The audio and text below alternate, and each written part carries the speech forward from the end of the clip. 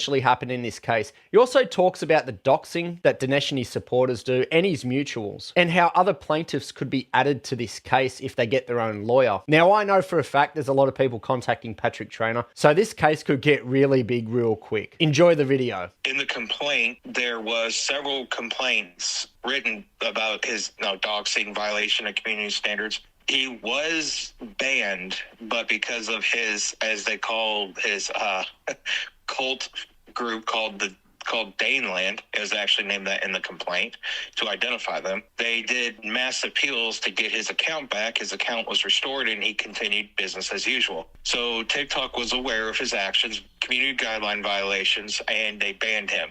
Knowing what he was banned for, they allowed him to come back and he continued on doing things. On top of that, not only can they add defendants to this case, but if this case gets out, or let's say someone in another state file a similar lawsuit in the federal circuits or federal district where they live, courts have a network. When a case is filed against the company already, it flags them and they look at it. And they see if the case is similar, they join the cases together. So that way you don't have conflicting judgments, orders from one case to another, and one judge doesn't put a stay on one case waiting for the other to happen. They just go ahead and put them together, depending on how far along the case is. The other option is other people can just join in and file a motion to intervene as a plaintiff with their case, with their evidence against the company itself with the same defendants, or add more defendants in a similar situation. So other people can join this lawsuit. If they have an attorney, they'll join. A motion to intervene requires permission by the plaintiff itself, the plaintiff's attorney, and the defendant to say, okay, and they'll probably set a motion to deny that. Then it'll probably go in front of a judge, and then the new plaintiff or new lawyer with their plaintiff will say, okay, this is a similar case, similar situation. We should just hold it here because it would just handle everything at once under one judge.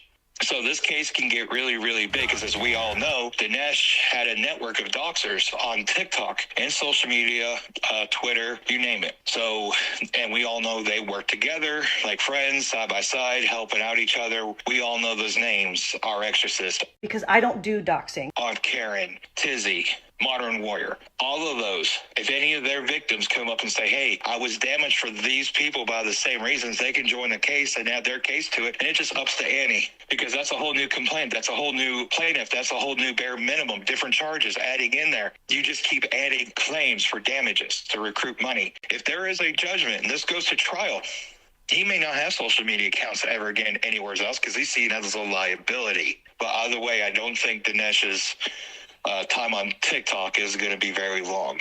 Dinesh and his mutuals are Exorcist, Aunt Karen, Tizzy, Ant. There's a whole heap of these people. They've been doing this shit for clout. And the dumbest thing about all of this is there was always a shelf life on this sort of content. It is unacceptable to be doing this online to people. It's some sort of sick entertainment that these people are all engaged in. Here's a bit of proof. Now, Dinesh posted a video of a woman having an altercation in a parking lot, very similar to the Jennifer Couture incident. The only difference here is the woman who Dinesh labels a racist for some of the comments she made in the heat of the moment. Him and his supporters are now using her for fucking sick entertainment. Now, in the video, she goes on to explain how she was married to a black man, so she's not racist. Pretty solid evidence, I would think. In the comment section, MX Life Mirror, I think that is, you have to find her ex now. We want to know why he left her. See, these people use the victims in his video as fucking entertainment. Get a life. Samantha's Place responds to the comment, it's pretty obvious. Colonel the Great Dane, oh my God, laugh out loud. Can't imagine who she voted for. See, these people always need to politicize it. This is what they do. So essentially what these people do is they'll target an individual and then his supporters will just look up everything about this person. They'll find out who they're married to, if they've been divorced, if there's a custody battle. They'll basically tear apart this person's entire fucking life. And it's all just for cheap entertainment. As I've said in other videos, these people think they're on a fucking reality TV show. And they're using you